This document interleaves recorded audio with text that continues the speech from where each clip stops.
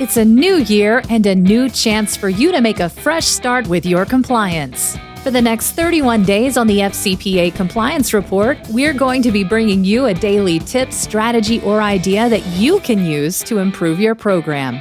Here's your host, Tom Fox, the Compliance Evangelist. Day 20, Responding to Investigative Findings.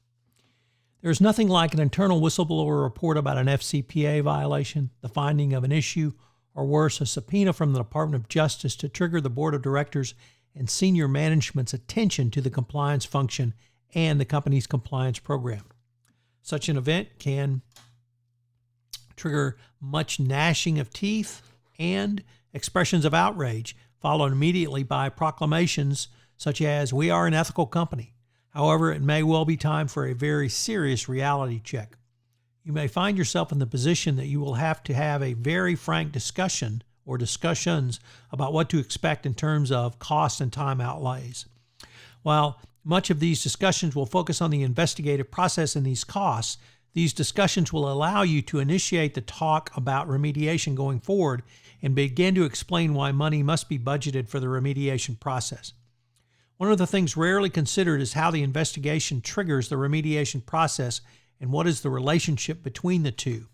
When issues arise warranting an investigation that would rise to the Board of Directors level and potentially require disclosure to the government, there's usually a flurry of attention and activity. Everyone wants to know what is going on. In an interview with Russ Berlin, CCO at Investigative Technologies, he noted, "For a short moment in time, you have everyone's full attention. Yet it can still be a tricky place because you get your 15 minutes to really get everyone's attention, and then from then on you're fighting with everyone else for their attention, like the normal things in business life. You need to explain the cost to the board and senior management.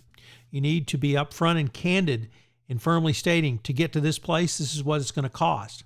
Moreover, you need to be able to show some companies paid very large amounts of money, not just in the eventual fine and penalty, but also in other costs, such as shareholder lawsuits, claims, and other post-resolution cost." What Berlin went on to say, what we want to show is how people have lost money by having to write very big checks because they didn't take these allegations seriously. They actually saved money because they didn't have to write as big a check because they took these allegations very seriously. The bottom line is that your ROI is going to be very high if you put the resources into remediation and do it well.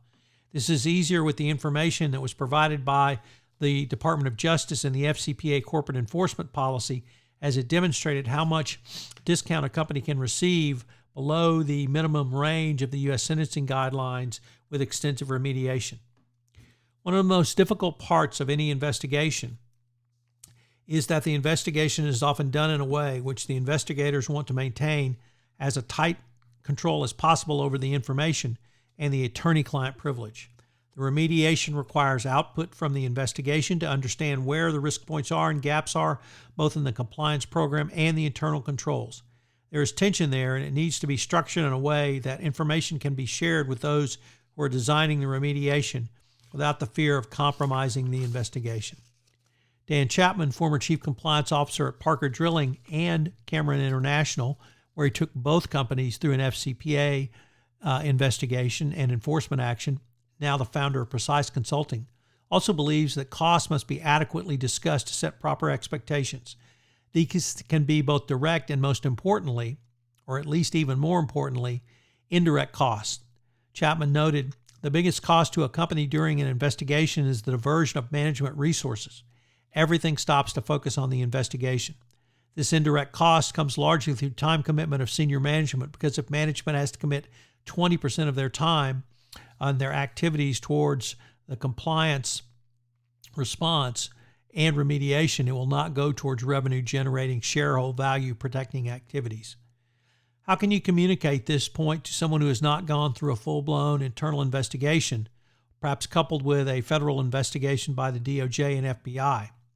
Understanding the all-encompassing nature of such an event is difficult to articulate, but Chapman has pointed out that one example would be during his first week on the job at a previous employer, the company had a worldwide conference call for all senior managers.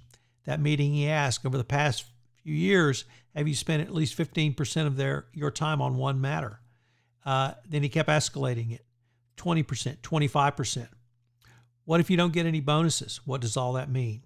You can go on to explain the upside of compliance and do so in a manner that juxtaposes the cost. Chapman said you can mention such things if you have clear policies and people know what to do. Your life will be much easier. Instead of having to make calls and figure out how to do something every single time, there will be a clear plan of action dictated by policy. Consider recruiting. And Dan Chapman posed the following questions.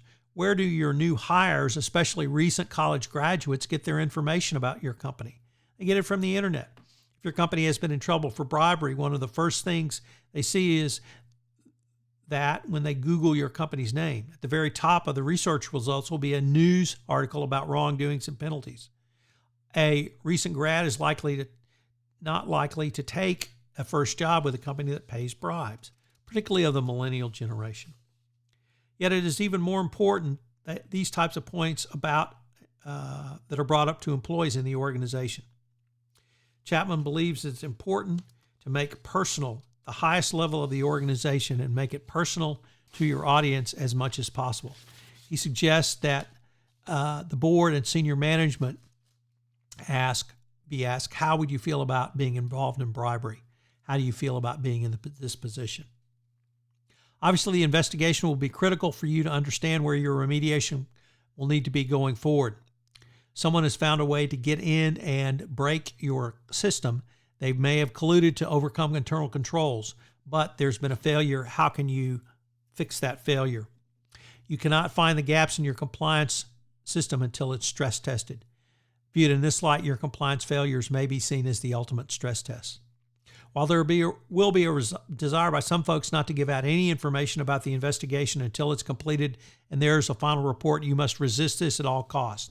If the results of the investigation are not made available to you as the CCO, then you're going to be in an extremely difficult position because you're going off suppositions and guesses. So what are today's three key takeaways? Number one, a serious FCPA allegation gets the attention of the board and senior management. Use this time to move the compliance program forward. Number two, be aware of how your investigation can impact and even inform your remediation efforts. And number three, be prepared to deal with the dreaded where else question. Hope you've enjoyed day 20, responding to investigative findings. I hope you'll join me again tomorrow when I take up another strategy, tactic, or pointer that you can use in your compliance program. 31 Days to a More Effective Compliance Program is a production of the Compliance Podcast Network.